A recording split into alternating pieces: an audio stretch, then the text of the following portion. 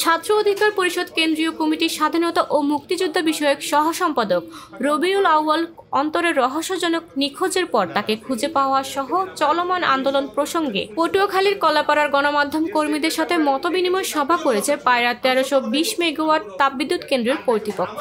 মঙ্গলবার বেলা 12টায় বিদ্যুৎ কেন্দ্রের সভাকক্ষে এই মতবিনিময় সভায় লিখিত বক্তব্য উপস্থাপন করেন বিদ্যুৎ কেন্দ্রের মানব সম্পদ ও প্রশাসন বিভাগের উপমহাব্যবস্থাপক শহীদুল্লাহ ভূঁইয়া। শহীদুল্লাহ ভূঁইয়া বলেন, দেশের বৃহৎ পায়রা 1320 মেগাওয়াট তাপবিদ্যুৎ কেন্দ্র দেশের প্রতিদিনের বিদ্যুৎ চাহিদার 10% পূরণ করে যাচ্ছে।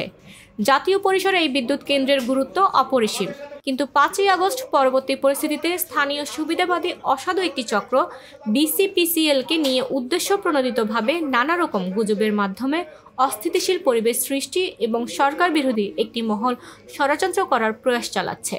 চলমান পরিস্থিতিতে একদিকে এটা কিন্তু দেশের কেপিআই 1-এর ক তথা বৃহৎ এই বিদ্যুৎ কেন্দ্র স্বাভাবিক কার্যক্রম বিনষ্ট হচ্ছে। অপরদিকে নানা রকম হুমকি, মামলা মোকদ্দমা ও ভিত্তিহীন অভিযোগের মাধ্যমে বিদ্যুৎ কেন্দ্রের অভ্যন্তরে বসবাসরত কর্মকর্তা ও কর্মচারীদের পরিবার বেশ উদ্বিগ্ন এবং অনিরাপদ বোধ করছে। একই সাথে চাইনিজ কর্তৃপক্ষ তাদের কর্মরতদের নিরাপত্তা নিয়ে ভীষণ উদ্বিগ্ন রয়েছেন। চলমান আন্দোলনের কারণে চাইনিজ কর্তৃপক্ষ বিদ্যুৎ কেন্দ্রের ইউনিট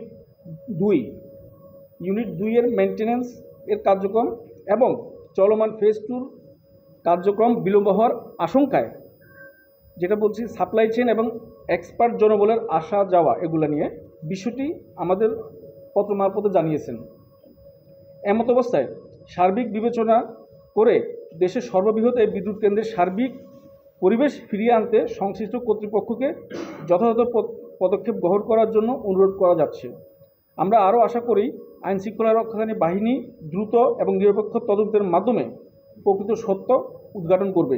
একই সঙ্গে ভবিষ্যতে এই ধরনের ঘটনা পুনরাবৃত্তি রোধে এবং দেশে নিরবিচ্ছিন্ন বিদ্যুৎ উৎপাদনের লক্ষ্যে এবং আপনাদের সেবা করার লক্ষ্যে আমরা সকল সংস্থার এবং আমাদের এই সমাজের দর্পণ, যাদের মাধ্যমে সত্য প্রতিষ্ঠিত হয়, সাংবাদিক সমাজের প্রতি আমরা সার্বিক সহযোগিতা কামনা করছি।